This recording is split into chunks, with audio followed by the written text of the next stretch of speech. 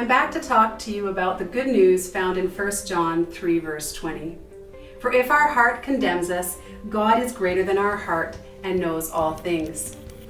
Last time, we talked about how God is greater than our past, greater than our guilt, and greater than our carnal heart.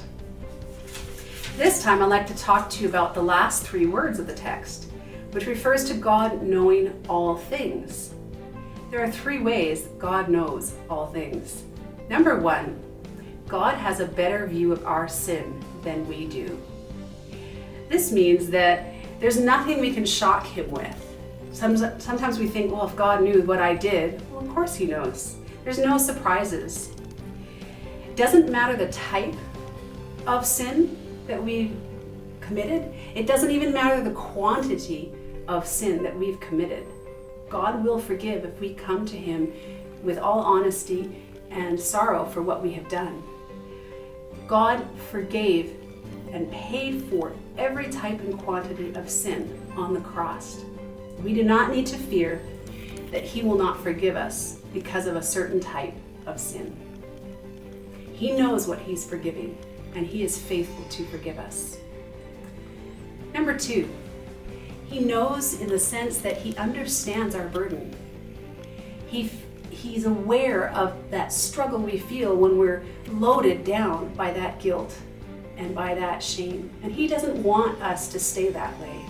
He wants us to experience freedom and joy and peace.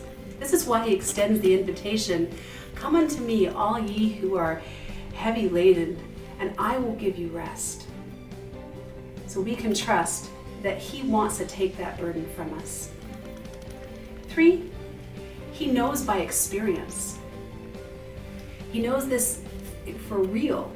It's not just God far off. This is God close to us through Jesus Christ, who came and walked on this earth, who experienced what we experienced. He knows what it's like to be bombarded constantly by Satan's temptations, just like we are. He also knows what it's like to struggle to surrender to God, to give our will to him. Think of the Garden of Gethsemane. There he was asking the Father, "Please take this cup from me," meaning don't really ask me to go to the cross like the Father had asked him to. He does surrender his will there and goes to the cross for us, but not before he is just seen in this garden as sweating actual drops of blood. That was a struggle to surrender to the Father's will, but he did it. So he knows exactly how difficult it is at times for us to give up and let God do.